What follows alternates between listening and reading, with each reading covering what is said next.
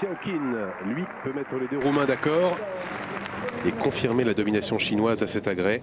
On rappelle que lors de la finale par appareil à Athènes, c'était Teng Haibin qui l'avait emporté devant Ursika.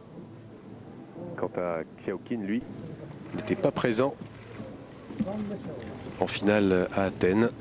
Il y avait pourtant deux Chinois, puisque en plus de Teng Haibin, on notait aussi la présence à la 4e place de Wang Su.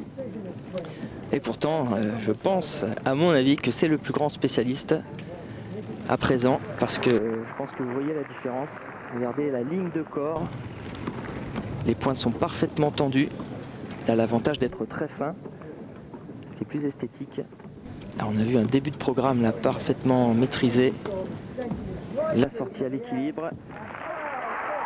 Vraiment, c'est parfait.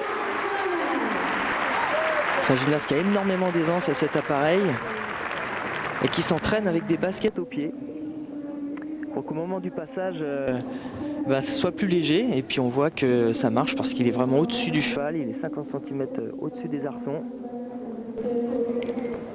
C'est une méthode comme une autre, assez originale. Il faut le faire, oui, mettre des baskets.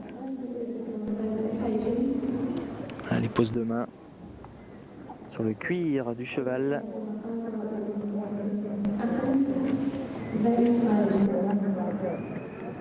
Ursika avait réussi 9,812. Peut faire encore mieux Xiaoqin. Logiquement, ça devrait être devant. Ouais, ça va être dans un mouchoir. Mais ce sera meilleur avec 9,825. C'est vraiment pour quelques parcelles de points. Mais il est sacré, Xiaoqin. Il remporte cette finale de la Coupe du Monde au cheval d'arçon. L'arçon dominé par la Chine, comme à Athènes, avec deux Roumains sur le podium tout de même. On note aussi les présences de gymnastes comme Takehiro Kashima, le japonais. Également une présence d'un Britannique, c'est rare, Ross Brewer.